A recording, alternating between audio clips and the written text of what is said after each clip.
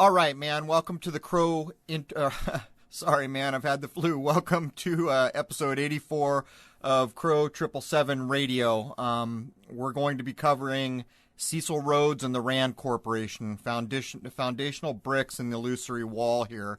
I apologize to everyone for having the episode out late, but I was about dead for 2 days. Also, Ty Gorton, I'm so sorry for missing the live stream. I couldn't get up. Jeff Rentz, you had a spot for me on your show. I have contacted you. I'm so sorry that I couldn't make it. I'm happy to reschedule and hope we will. And lastly, Greg Carlwood at THC. Again, man, I'm so sorry I could not get up. I was half dead. I'm hoping we can reschedule. Anyhow, quite a bit to cover here. As many have noticed, the YouTube channel is back up. If I had to guess at what has caused this, we had depleted every angle we could trying to reinstate it, and it looked like it was truly deleted for good. And then, lo and behold, I got a copyright strike while I was sick, saying that a Higher Side Chats show that I'd been on a long time ago had music that was copywritten by, I believe it was Believe Entertainment. Again, not sure about that. I'd have to double check. But that I got no strike. And I'm sitting here thinking, how can I get a strike when I have no channel? Go, and lo and behold, my channel is up, or a version of my channel.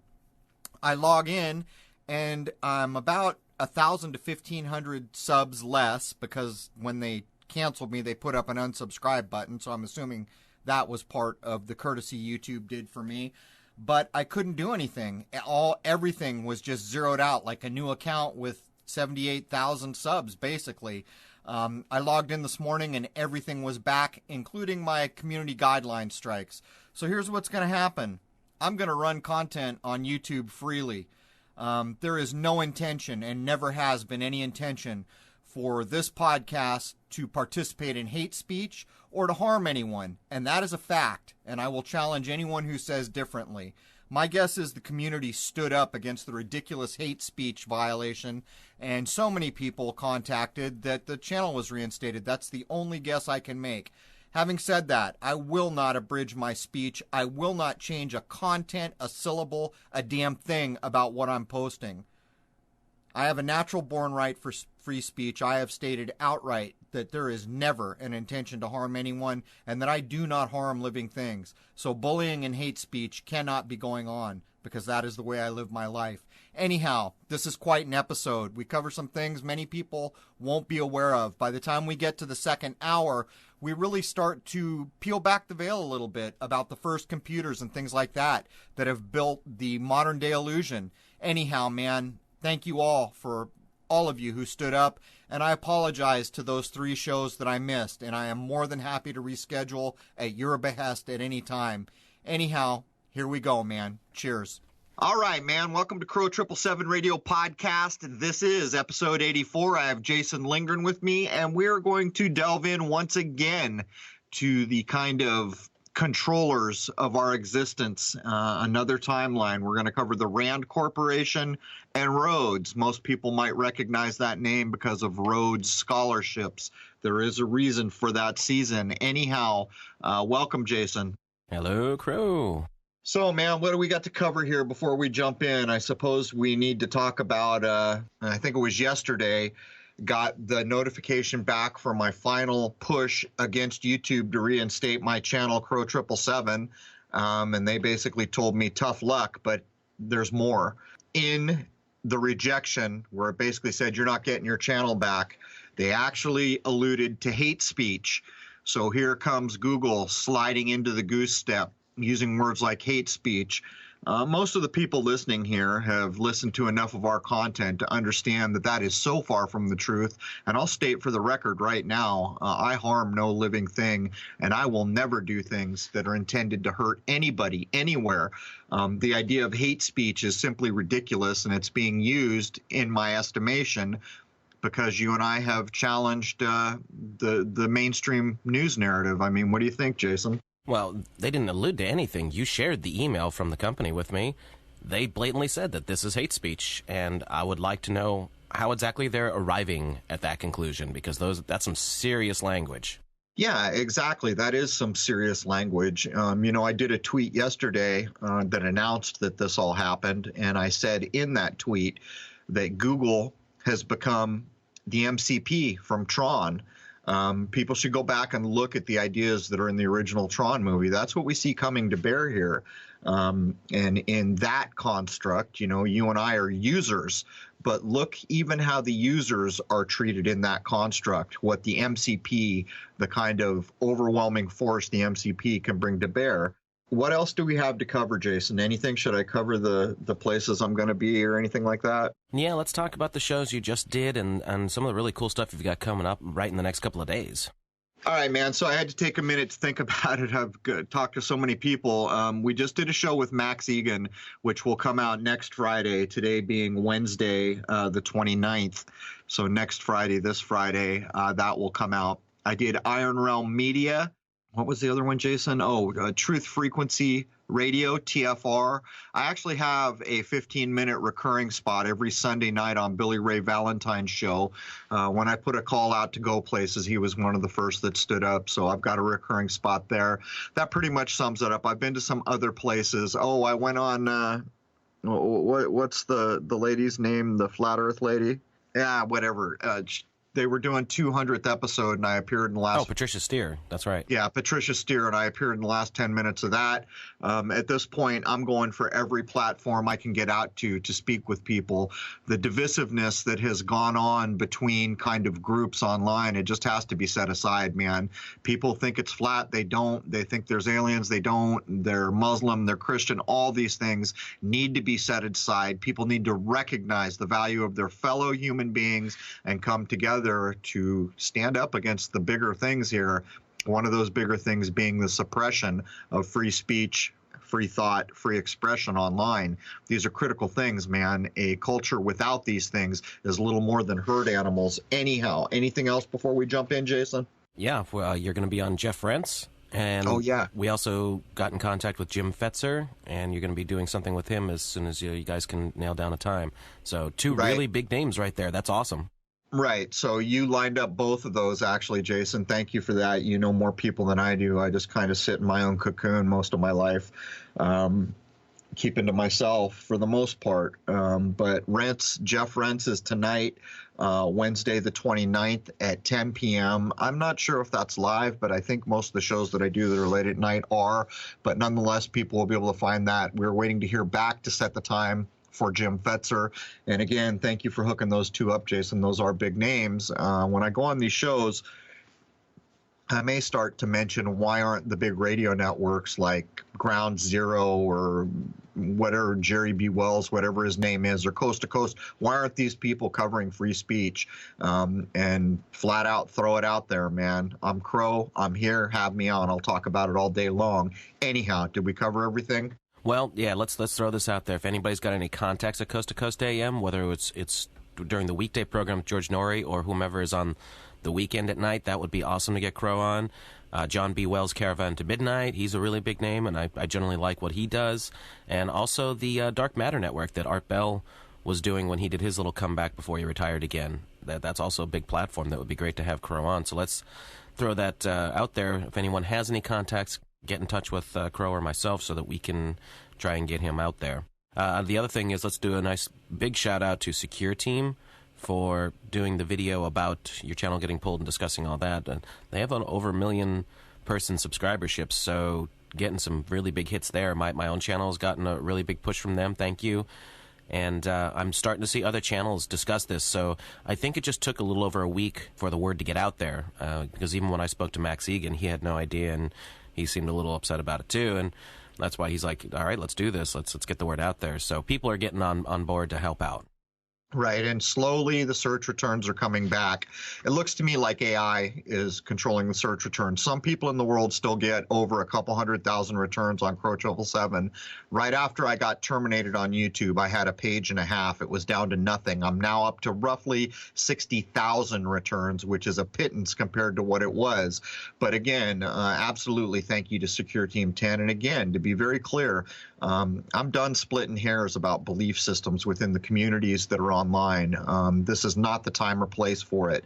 People can say or believe whatever they want. What Jason and I are about is lighting a light, putting down what we can put down, and if people find value in it, following it. With that in mind, being able to speak in front of any community that we can get to matters to us now, particularly in the face of what's going online with the digital darkness creeping in through the aegises of places like Google. Anyhow, pretty sure we got it all, Jason. Yeah, I think we're good to go there.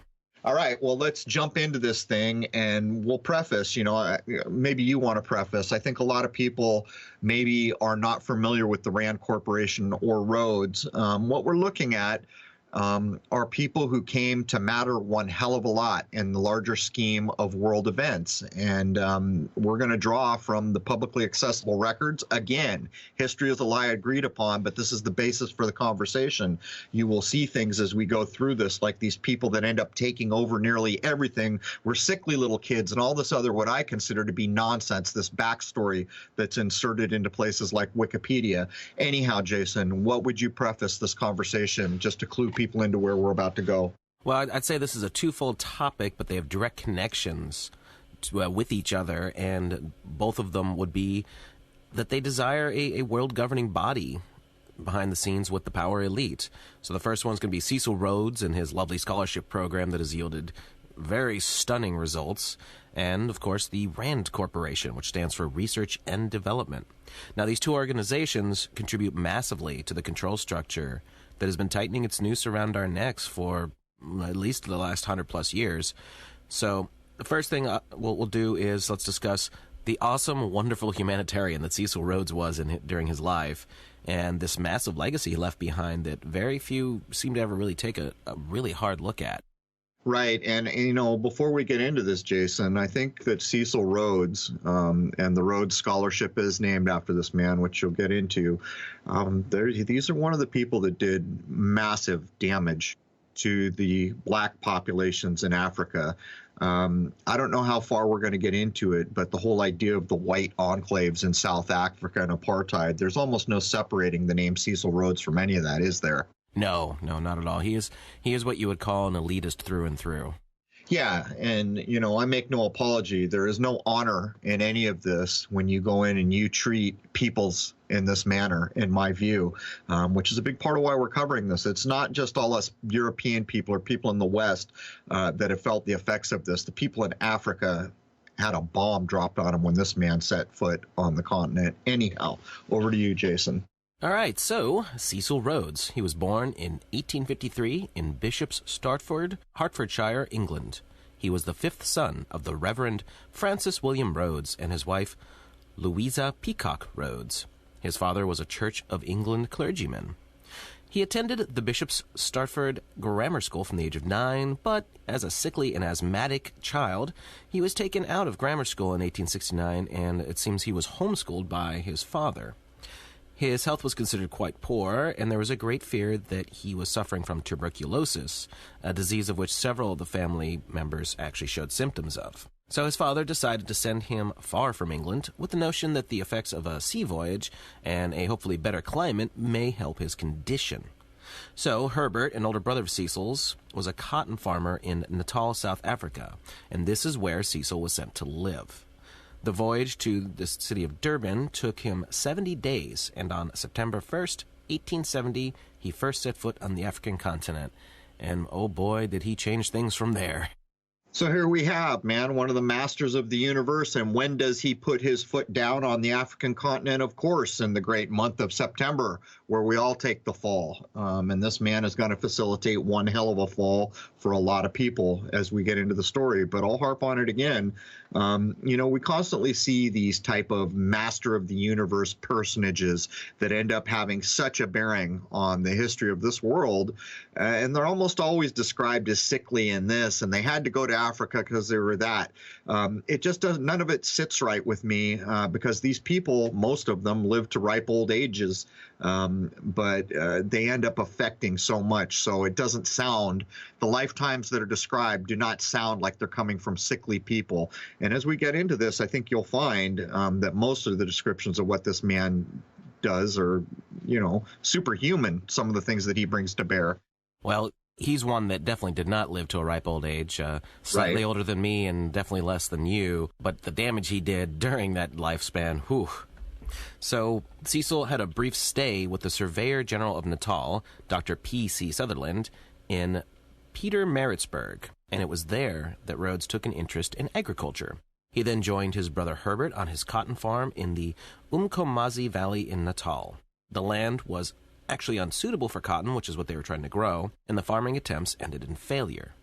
In October 1871, the now 18-year-old Cecil Rhodes and his brother Herbert left the colony for the diamond fields of Kimberley.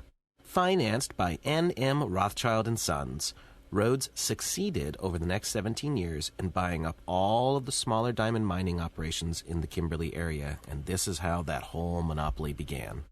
So here we have it, man. You're reading a history of a person as just like it's some sickly kid that came from nowhere and makes it big, and I'm calling poppycock. I'm calling balderdash. Here we have the Rothschild family bankrolling this family to go out and buy up all the diamonds. I don't know how much we're going to get into diamonds here, Jason, but just so everyone's clearly aware, diamonds have been held as a monopoly nearly from this point forward. Diamonds are nearly valueless. All the value of diamonds is artificially held. There are so many diamonds in this world that if the market was allowed to be unmanipulated, you'd be paying a penny a diamond.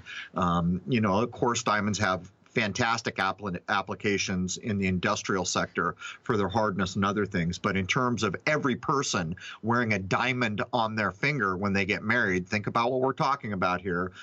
These are coming from a controlled source where it's been monopolized, and the artificial nature of the value of a diamond has been upheld from this time forward. And I don't think we really have to mention the idea of blood diamonds, where black communities were so horribly treated to mine these diamonds. Back to you, Jason. Right. Now, more social engineering took place where they convinced people that you had to have a diamond engagement ring to initiate the whole marriage situation.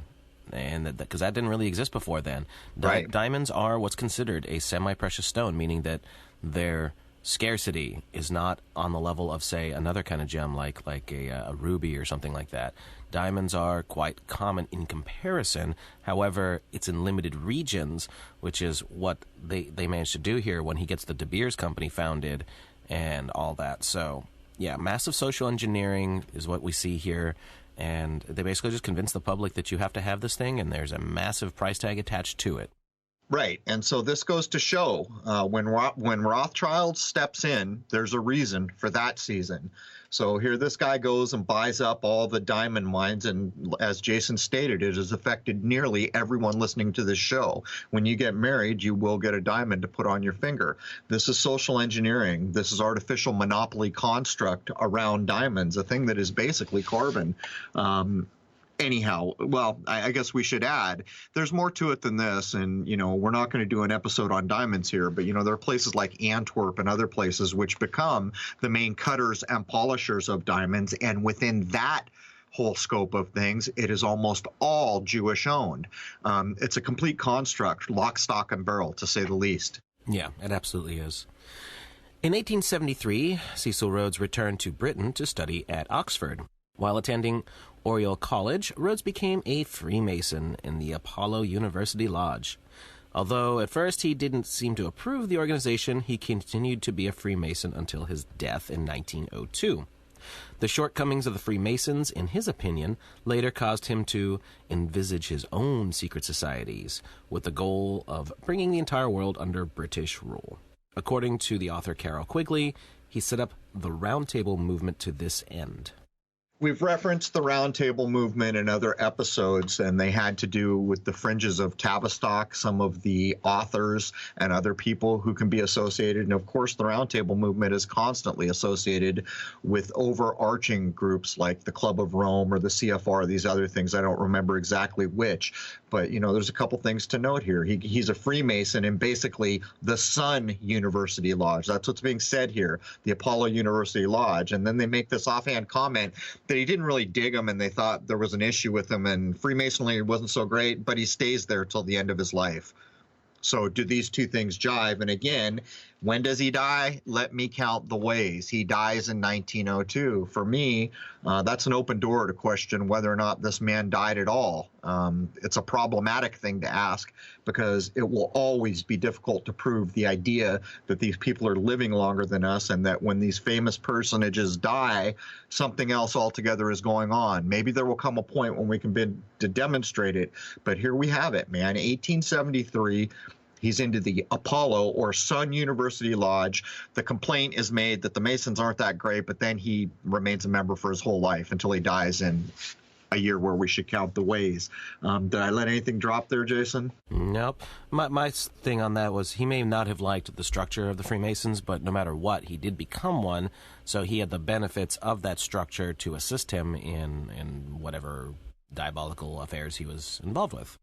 Right. I think what you're actually looking at in Rhodes is a person who is highborn, very highborn, the bloodline or whatever it is. For people like Rothschilds to get involved and basically fund him and allow him to become a king in certain parts of the world demonstrates this. So whether or not he's thrilled with what he finds at a Freemasonic lodge, you can bet your bottom dollar that it's a blueprint for him. And when you see things like the Round Table brought together, you're just looking at it's almost like stepping into a Masonic lodge and saying, you know what, we're going to put a managerial college above you or something like that. And the people that get into that group are going to be way more vetted. They got to have the right blood type. They got to have the right bloodline. They got to have the right family name, this kind of idea. And you can see that it's true when the idea of the Round Table is to bring the entire world under British rule. And I assume you're going to address the Enlightenment idea as we get in. Right. Now, Rhodes only stayed at Oxford for one term, after which he returned to South Africa. His monopoly of the world's diamond supply was sealed in 1890 through a strategic partnership with the London-based Diamond Syndicate. There seems to have been an agreement made to control the world's diamond supply to maintain gouging-level high prices. You know, having a monopoly on a particular resource grants you certain liberties, I would say. Yeah.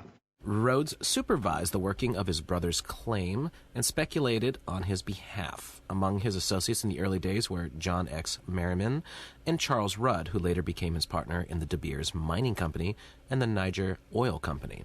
During the 1880s, Cape vineyards had been devastated by a phylloxera epidemic. The diseased vineyards were dug up and replanted, and farmers were looking for alternatives to wine.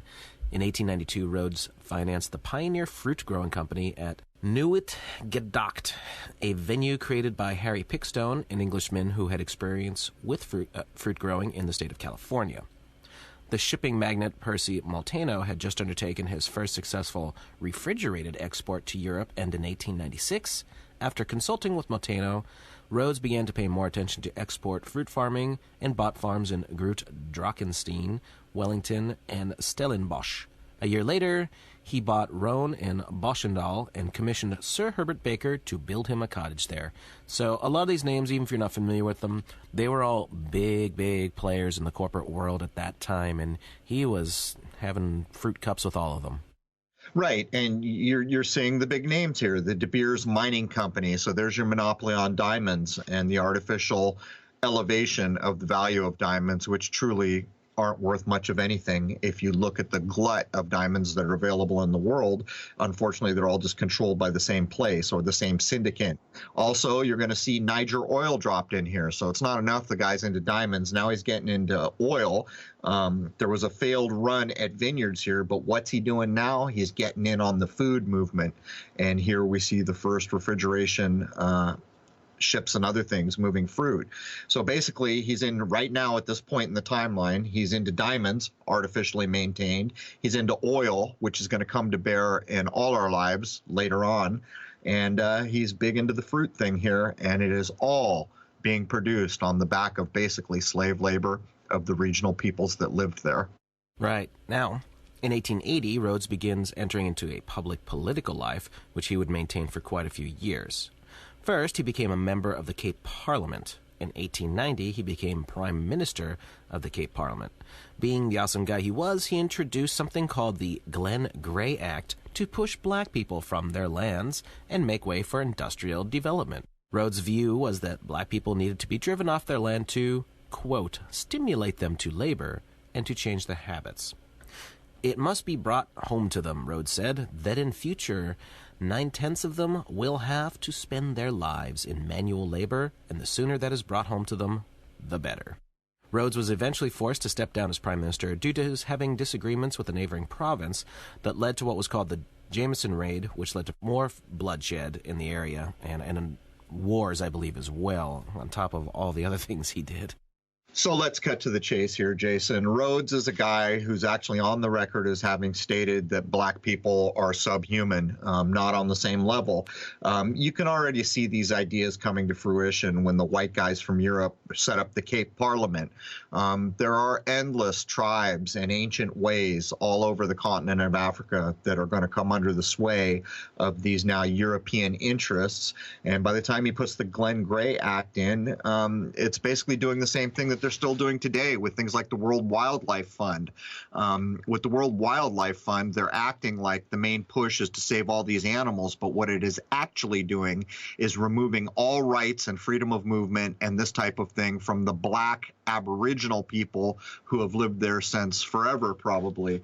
So we're looking at a man who is coming in and treating peoples of an area in the way that we've seen the Europeans do it all along. And I would point out that this doesn't just stop with ethnic peoples. This will creep into the lives of every person who is not of the right stature in culture. And for those of you who don't know, Africa is incredibly rich in all sorts of different kinds of resources, and a lot of it is actually untapped. And it's quite obvious that by the 1800s, the white aristocracy had figured that out and were doing all these lovely things to exploit it and make sure that the indigenous peoples pretty much didn't get anything. Well, what's funny is, we go through this whole apartheid thing, and for a while there in the 80s and 90s, bands wouldn't go play in South Africa, or they would, and it would be a big problem, but it's all nonsense. You see, now that it's open to the world at some point for everyone to look at and recognize that not only is this wrong, it's akin to slavery. It's the subjugation of peoples because of their skin color. But you see, nothing's changed. While they give the illusion that apartheid is over and, there's not all this white bearing on South Africa that there once was, it's not true. It's just taken different forms like the World Wildlife Fund and all these other things that we covered in the Tavistock Institute episodes. The very same things, maybe not so overtly, are going on now that ever went on. Yeah. So Rhodes had a very interesting elitist view on things. He wanted to expand the British Empire because he believed that the Anglo-Saxon race was destined to greatness. In his last will and testament, which was the 7th of them, by the way, Rhodes said of the British, "I contend that we are the first race in the world, and that the more of the world we inhabit, the better it is for the human race. I contend that every acre added to our territory means the birth of more of the English race who otherwise would not be brought into existence." Rhodes wanted to make the British Empire a superpower in which all of the British-dominated countries in the empire, including Canada, Australia, New Zealand, and Cape Colony, would be represented in the British Parliament. Rhodes included American students as eligible for the Rhodes Scholarships as well, by the way. He said that he wanted to breed an American elite of philosopher kings who would have the United States rejoin the British Empire. Rhodes also respected and admired the Germans and their Kaiser, so he allowed German students to also be included in the Rhodes Scholarships. Rhodes believed that eventually the United Kingdom, including Ireland, the United States, and Germany together, would dominate the world and ensure perpetual peace. Now, I'm not entirely sure he was incorrect, considering who it is that is pulling the strings behind the scenes in today's world. Yeah, so they describe this as if it was some pie-in-the-sky dream of this dude Rhodes, but the truth of it is that these things really happened. Britain has huge sway to this day. But what's really kind of astonishing about this is when he's talking about his race is better than everyone else's, handing out Rhodes scholarships where he will, one of those places being Germany, when really the undertone of what's being said here is fascist, where there is a race of people that's better than everyone else. That is the undertone here. And the problem with it is when you read these old historical accounts, it's almost like, well, this is the dream of this guy that never happened. Well, it did happen. And actually, some of the places mentioned here were left out. What about India as part of the empire? Possibly the cradle of civilization. You could make the argument when you've got Africa and India, you're almost certainly owning the cradle of civilization wherever it might have been. But nonetheless, there is no getting away from the fascist undertones of what's being said. And the sad part is this was not a pie in the sky. These things came to bear, and they still have a bearing on us to this day. Now, at this point, I think it's pretty obvious that we've painted a picture that this guy had stupid amounts of money and resources at his command. And when he sets up these Rhodes Scholarships that I'm about to explain, he obviously had a very specific intention of how this money should be divvied out and to whom. Because he was trying to steer the future with his legacy, with all this vast wealth that he had accumulated with these different companies. So bear that in mind as I start reading through this. This guy had the kind of money today that I would compare to Bill Gates or like any of the other public elitist types. He had, I wouldn't say unlimited resources, but enough resources to push the entire world in the direction that he wanted to go. Now, while he was very blatantly nationalistic, the things he helped set in place are no longer really about countries or races per se. I would say it's more about the mentality of the elitist, and those people are predominantly white, Anglo-Saxon. They are, the Rothschilds are actually originally hail from Germany and all that, so maybe that's why he was totally cool with Germans and all that.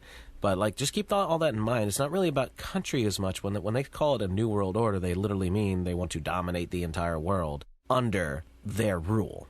Well, what's also interesting about this is you're pointing out the massive amount of wealth Cecil Rhodes has. Let's not forget who funded him first, Rothschild. So you understand who's the king above Cecil Rhodes, clearly the Rothschild family. So if Cecil Rhodes has this kind of money, what do the Rothschilds have? More money that could ever be spent in a million lifetimes, probably. But as we get into the Rhodes Scholarships here, in the last bullet point you covered, they're talking about, king philosophers in America and all this. The scholarship is going to be a big part of what scholarship is about, is identifying the people that they want to harvest for their cause.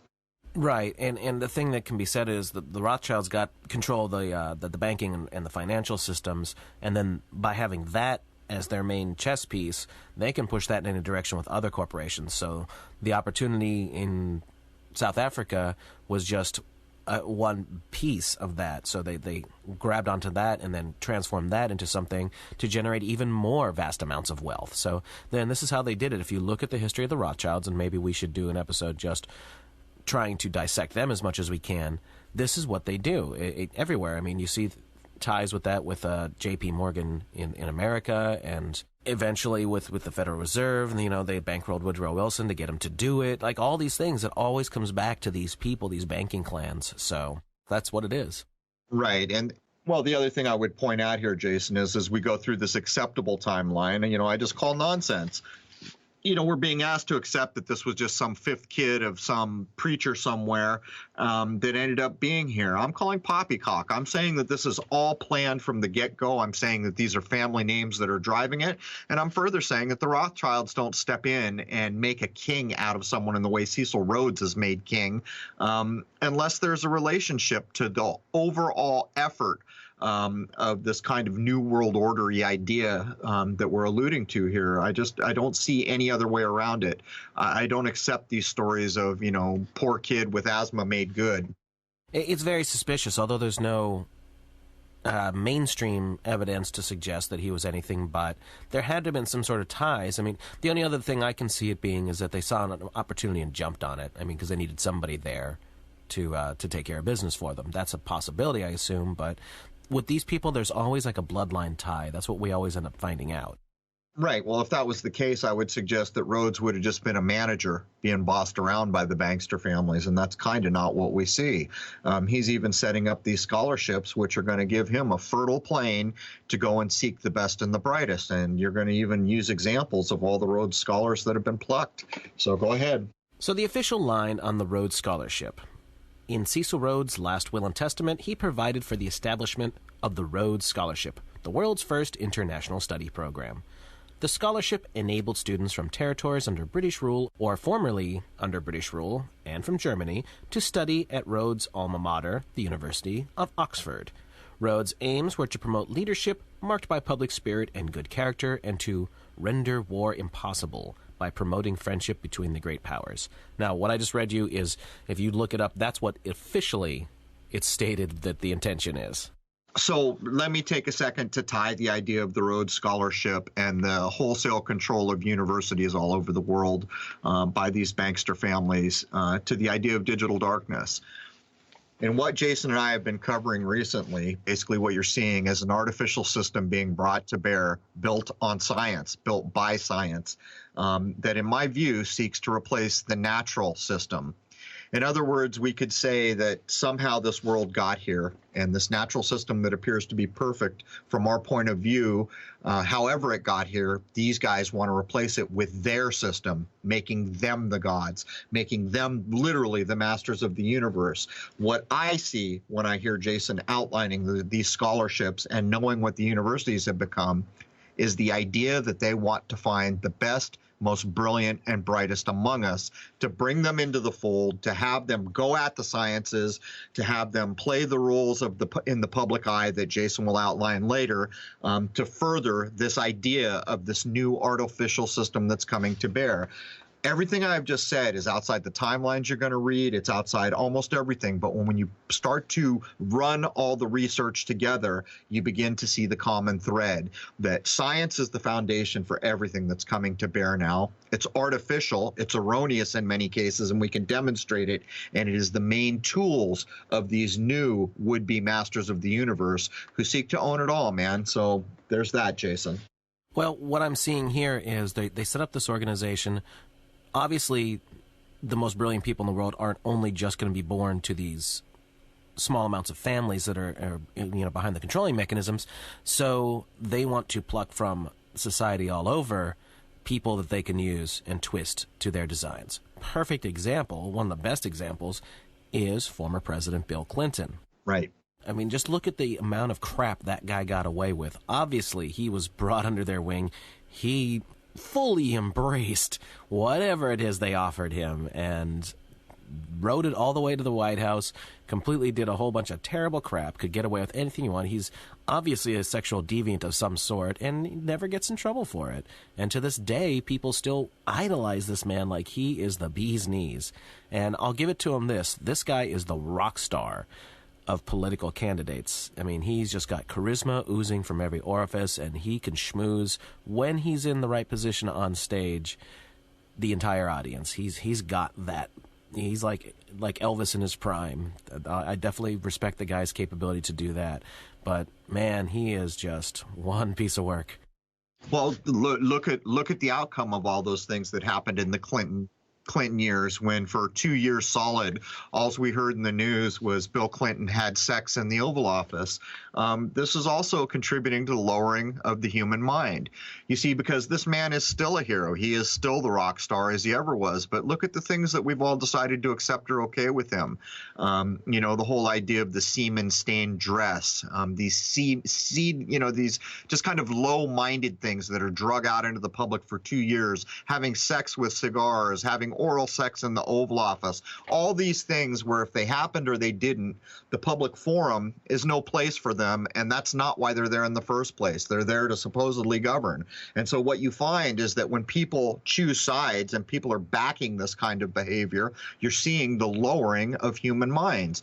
You see, because in an actually factually based world, when you have a hero, that hero has done something to deserve the admiration that he's getting. He's done some great deed. Well, that ain't Bill Clinton.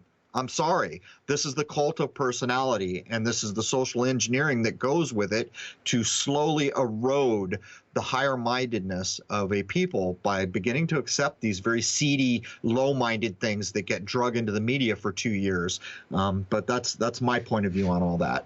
I remember thinking even back in the 90s when they're making a big deal about this, who gives a crap who he had sex with? I mean, do you ever look at his wife? It's not relevant, you know? It's like, of course he has sex with women. Who doesn't? I mean, It's normal stuff. It's like, obviously there was a further agenda with all this, and he didn't actually get into any kind of trouble over it. He was totally fine. So obviously there was an agenda behind all this, and I picked up on it even then before I knew very much. It's the erosion of what makes people higher minded. In the same way, like if you went back to the 80s and cable had just come to bear, so there was going to be this new kind of mass media. And the big thing was, man, I can watch whatever I want, whenever I want. And all of a sudden, there was nudity, like channels devoted to nudity or sex, but they were scrambled. That's the 80s. Now look where we are now. Any kid that's not being watched that gets in front of a computer can get the most audacious porn or anything else at their fingertips. This is the erosion of the higher-minded ideals of human beings, and Bill Clinton played into this. And he's not the only one. It's been done endlessly. And sex is a good example, because it plays on our senses. It plays on the weaknesses of human beings. But you see, a higher-minded society will resist these temptations and deal with the things that truly matter. In the case of a president, you should be governing, looking out for the people, not tied up for 2 years talking about some sexual endeavor you had in your office when you should have been doing these things. And then when you get all the people to choose sides where half of them hate the guy and the other half love the guy, you truly have lowered the minds of a population. In my view, I think it's one of the key social engineering aspects, how sex has been brought to bear since roughly the end of the 70s. So there's that idea. Right, and they spent more time discussing his sexual exploits than any of the other things he may or may not have been doing, such as governing policies that might have been extremely important and had lasting effects all the way up to today. Right. Right. I mean, there's no getting away from it. These were not the things that a president should have been in the news for, and that's why they did it. And it's the same nonsense they're doing now with Trump. It's like it's just more distraction. Talk about his policies. Don't talk about, who he did what with, where. Who cares? These are human beings. I mean, even if they had the best of intentions, not saying that they do. I'm not implying that at all. But even if somebody went there with the best of intentions, I'm sorry, people are people. People do things, and sex is one of the big parts of being human. And who freaking cares about that? Well, I mean, you can make the same argument with going to the bathroom, Jason. All people have to do it, but it's not something that we're going to put on the evening news nonstop for 2 years. Although that's not even true. All the potty humor that's come into primetime television has been creeping in. These are just things to lower the mind. And in my view, these people are not voted into office. They're put there by the Electoral College. That's a backdoor to power. It's been proven time and time and again. Everyone was taught it in high school. These people are players put there to play the role they're doing. Trump is no different. If you fall into the idea of Democrat and Republican, you've been deluded. First of all, anyone who considers himself Democrat or Republican is so much more than any of those artificial ideas could possibly encompass. But they've been convinced that they're going to get jammed into that box. That's the first part of social engineering. The second part of social engineering in a big way in this country is that any of these guys are put there because of the will of the people. Not only do you not pick them when they start to become political, you do not seat them when they take the important positions in this country. That is done by another entity that you know nothing about. And it is demonstrable all day long simply by looking at the Electoral College, why it was put there, the state of Rhode Island that refused to participate, stating outright that it was a backdoor. We're looking at players on a stage that are just more of the masters of the universe and the kind of Rhodes, Rand Corporation existence that we find ourselves in, that so few of us have taken the time to look at. This is all publicly available, but it's time. It's time for people to look at how things got to be the way they are, because right as we speak, Google is ramping up to pick up the torch from people like Rhodes, from people who have been past presidents to engineer this country. And they're going to implement freedom of speech decline. That's what they're doing. This is all a grand plan. And what's coming behind it, I call digital darkness. But that was a bit of a wander, Jason, but it is what it is. Something Jordan Maxwell always said that I love, and that's, you might get to elect, but you don't get to select. And when it comes to the presidency, I'll add as an addition to that, you don't even get to elect, because obviously, as we've discussed so many times, it's the Electoral College that puts the presidency in, even though people get all wound up to think that they elect the president when you do not. Well, what's funny is if you asked any person who currently buys into the political ideas of left and right, red and blue, all these things they've been asked to stuff their bodies into, which box do you fit into, once they've done that, if you asked them, could Hillary and Trump be any further apart, they would say no. These are polar opposites, right? Well, there's a crap load of fantastic research that has been done that show that both these people come from the very same Scottish bloodline. So, I mean, come on, people. We grow up at some point and we face the realities at hand, or we continue to decide we're red or blue. Well, I'm not red and I'm not blue and I'm not purple and I'm not green. I'm a living man. And I will think what I want to think. I will not be stuffed into a box that predetermines the things that I am okay with. That's social engineering. That's what the whole basis of this country is being governed by and has been governed by for my lifetime anyhow. And that's the truth of things here. But anyhow, Jason. So I read to you the official statement if you looked up what the Rhodes Scholarship program's all about. Now let's talk about the reality of the Rhodes Scholarship. In 1877, while still studying at Oxford, and it took Cecil Rhodes 8 years because of having to run the aforementioned diamond mines, he wrote the first of 7 wills, each of which became a separate and legally binding document. It called for the establishment of, quote, a secret society with but one object, the furtherance of the British Empire and the bringing of the whole uncivilized world under British rule for the recovery of the United States and for making the Anglo-Saxon race but one empire.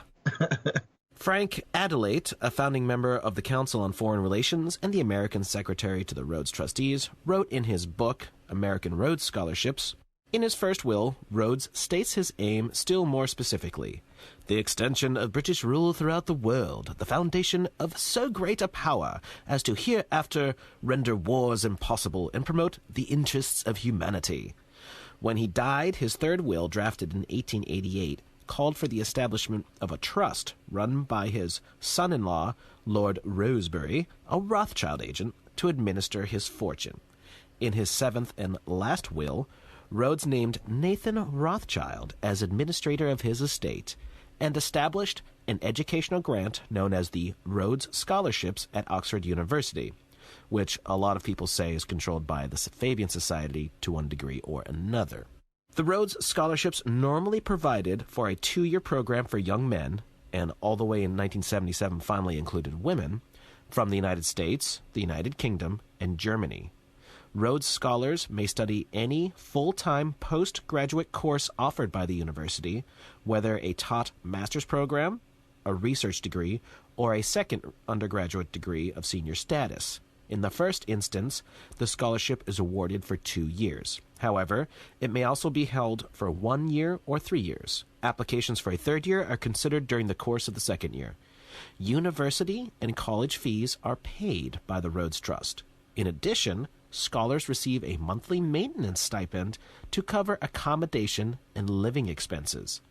Although all scholars become affiliated with a residential college while at Oxford, they also enjoy access to Rhodes House, an early 20th century mansion with numerous public rooms, gardens, a library, study areas, and other facilities. My, isn't that nice? So the Roadhouse isn't the one Patrick Swayze went to, right? This is something different. This is like Hogwarts, but out of all that I could dissect, Jason, I'm simply going to say this. It is very telling indeed that the Rhodes Scholarship is available only to people in the United States, the United Kingdom, and Germany. There it is, man. Our bloodline is better than your bloodline. That's flat out what's being stated here. And it's a little interesting, too, to consider that he sets it up in 1877, and 100 years to the year later, women are allowed to jump in. But there it is, man. These are the people who lived the life of what the Nazis said in public and get away with it. They're doing it through the money and all that, like, as opposed to the Nazis trying to do it by beating you over the head with military force. They're doing it all with the higher society mindedness thing going on. So they're getting away with it in that way, even though they're just blatantly doing the same kind of crap. They're just not doing it at the barrel of a gun, you know? Well, they're saying that these special bloodlines and these correct family names, or maybe to some degree, someone who's so brilliant they'll be elevated into the service of these places, are the people that matter. This is not a real scholarship. A real scholarship seeks to elevate anyone who is serious about education and doing well at it. That's what a real scholarship is. What this is just targeting. And not only targeting, it gives them a place to harvest the people that will come to play their game, as you are about to point out. Right, here we go. Some interesting examples of Infinite's Rhodes Scholars, but by no means is this all of them. Rachel Maddow, MSNBC journalist. Chris Christopherson, rock star musician. Bill Clinton, former U.S. president. Naomi Wolf, a very outspoken feminist. Bobby Jindal, former Louisiana Republican governor, the one right before the one that's seated right now, I might add. And Nick Kristof, a New York Times columnist. I picked those in particular so that you can see how they're just sort of scattered out through all different organizations and weaving their web through everything. Well, it's pretty funny. Bobby Jindal must have British citizenship or something, because I'm pretty sure that dude's Indian, right? He is Indian, yes. So how does he qualify for America, Great Britain, kind of Germany acceptance into the Rhodes Scholar idea? Actually, it's probably not that hard of a thing to figure out. Since Britain owned India, Bobby Jindal is probably a British civilian, I would imagine. Well, things did get expanded later on to allow other people's, other races in, but while it was always just for whites at first, it definitely, after all the events of the 50s and 60s and all the racial stuff, it finally got opened up. But believe me, they fought tooth and nail to make sure to try and prevent that from happening, I should say. All right, Jason, I just did a quick lookup of the recipients of the scholarship. There are so many of them, it would take us days to go through it, but I quickly noticed that Hubble Space Telescope naming fame is in there, and it goes to show you what's going on here. In my view, there is no Hubble Space Telescope. In my view, nothing has ever left our atmosphere. If that's correct, then what you're looking at is the fraud that is the Hubble Space Telescope, named after one of the recipients of the scholarship. These are the weavers of dreams. That's part of the game that's been played here. And one thing that I noticed in your bullet points, Jason, is more than once it's been the idea that the British Empire can rule so that war is not even possible. There are so many people out there, myself among them, who have tried to demonstrate that the big wars on record, did not go down in the way you think they did. They were brought to you by the press and the media. And so does it play into this idea where wars wouldn't be possible? Are these the movers and shakers that put on the illusion that this conflict is happening or that conflict? These kinds of ideas. But anyhow, I'll kick it back over to you. I wanted to go through that list, but man, it's longer than both my legs put together. Oh, no, there have been thousands of Rhodes Scholars, and it's a laundry list of people who did indeed go on to affect change, societal change, in many different aspects. So, yeah, this is a serious thing. But to back up what you were saying about the bullet point, Cecil Rhodes apparently mentioned numerous times that, of course, war would be impossible if every single thing was under British control, so... Yeah, well, it goes to show you, if we look back through the history of recent wars, like I did World War II, and when I did the work on it, I was wondering if I would even be able to speak freely about it, because what I found was that Pearl Harbor did not go down in the way you think it did. It's more media-driven nonsense, in the same way that the bomb drops at Hiroshima and Nagasaki are provable that nuclear weapons do not exist in the way they've been described. You and I demonstrated that in almost an unarguable way using common sense. But when you begin to think about these things, I started digging back through archives, and I got to the Battle of Midway, where we're being told that one of the big Hollywood producers that did Westerns, I think it was John Ford, I don't know if I've got that Houston, right. I think. I forget which one, Ford or Houston, one of them, is supposedly in combat filming. Supposedly the camera gets hit with shrapnel and he gets wounded, but they leave it in. And I reviewed that very, very carefully. At no time in any of that Midway footage are you looking at real combat.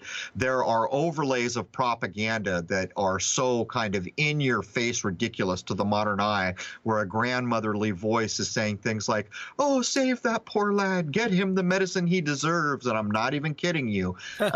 And then bombs going off that are clearly just little like flash cans planted in the ground.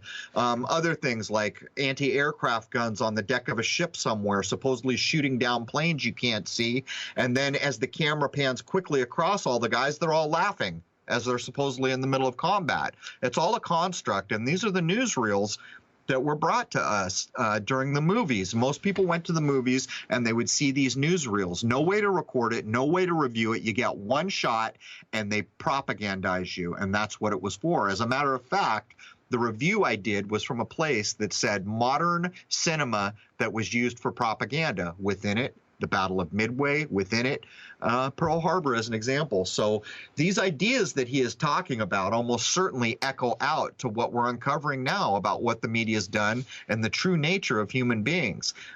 Could it be that so few of us are willing to kill each other that they've been making up this crap mostly 80% of the time? It's a hard thing to know, Jason. It is. And the other interesting thing is people back then compared to now were very patriotic. You know, pick whichever country. So the predominance of people were easily swayed to whatever they wanted to do because they thought that their country was doing the right thing. Absolutely. Very different nowadays. That's right. And I've said it over and over and over. If you go back to look at the press accounts in the 40s and the movies of the 40s and 50s, America is the greatest thing ever.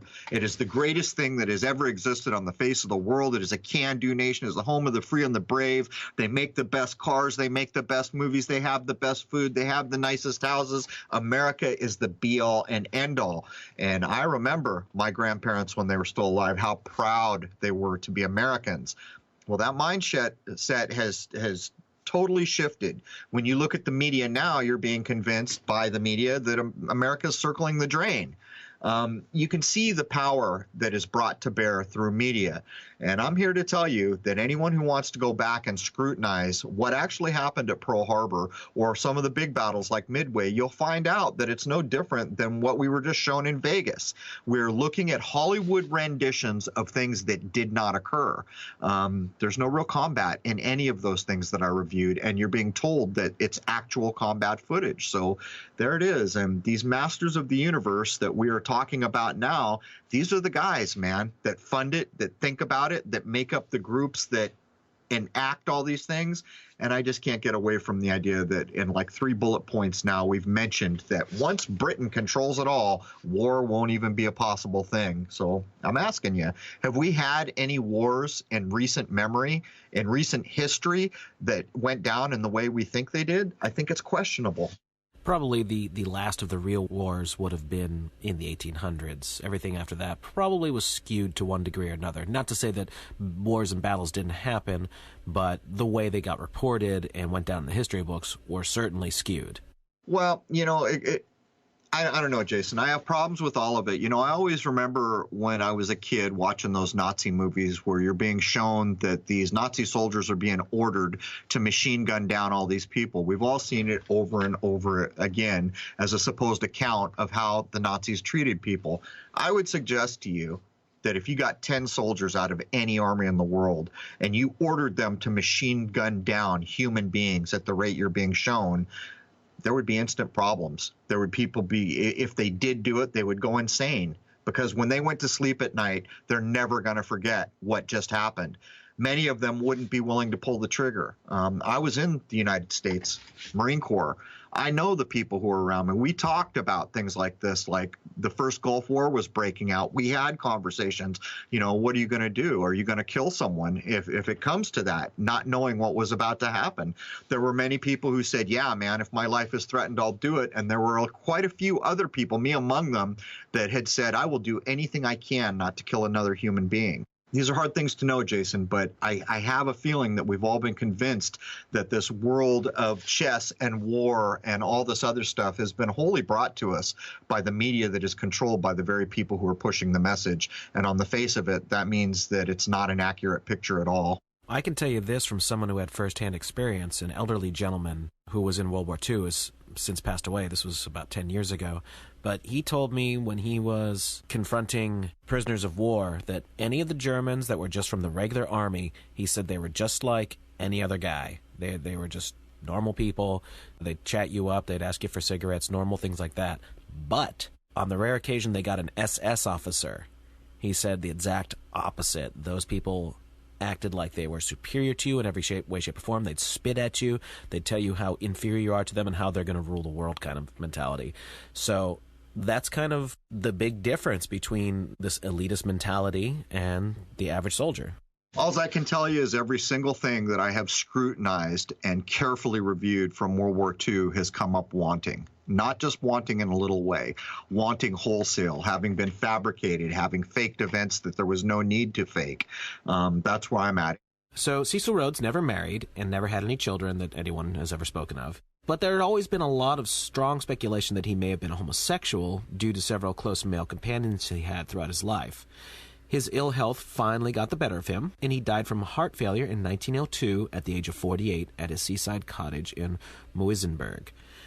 Now, we're going to discuss in Hour 2 what the possible reality of these roundtable groups might actually be, and then we're going to take that and go into the Rand Corporation, and I can tell you from just looking up, a lot of people who worked for the Rand Corporation also had Rhodes Scholarships under their belt. So, not all of them, of course, but I definitely saw those two things crisscrossing. And we're going to see just the massive effects, just like Tavistock, incredibly strong effects that the Rand Corporation had on society as a whole since its inception in 1948. Well, I'll tell you what, Jason, this guy dies in 1902. Let me count the ways at age 48. I would give a pretty penny to understand more about the death of these elite, these famous people. My adult mind has always told me there's more to this story. I'm not sure how to go at it, but in terms of the roundtable, this has been referred to obliquely in the Tavistock and other research that we've done. That's a certainty. But as we get into this, Jason, the Rand Corporation is an interesting place. All these kind of think tanks end up being the places that set so much of the things we accept as normal in our life. But doesn't the Rand Corporation remind you, where they're up on the moon in the movie 2001, talking about this new secret that they've got to keep? What's the name? Do you remember the name of the think tank that those words were pulled from? Brookings Institute, that was it. Oh, yes, right? yes. So they're saying verbatim basically what the supposed Brookings Institute had put forth as public policy if aliens were ever discovered. You see, the Rand Corporation, in my view, could be interchangeable with this idea that's being put forward in the movie 2001. That brings us to the top of the hour, Jason. Do you want to run through anything before we jump? No, we're good. Let's move on to Hour 2. All right, man. Hour 2 will be posted in its entirety for membership on crow777radio.com. At the point of the posting of this episode, there will be 84 free hours of content on crow777radio.com. This is all the stuff that used to run on YouTube. It is all there and available. If you want to come over and check out the free stuff, that's cool. If you want to come support the free speech Jason and I endeavor to deliver every single week, become a member, and that is cool too. The second hour is going to be quite a thing as we get into the Rand Corporation. There it is, man. The end of the first hour for Crow 777 Radio Podcast, episode 84. Cheers.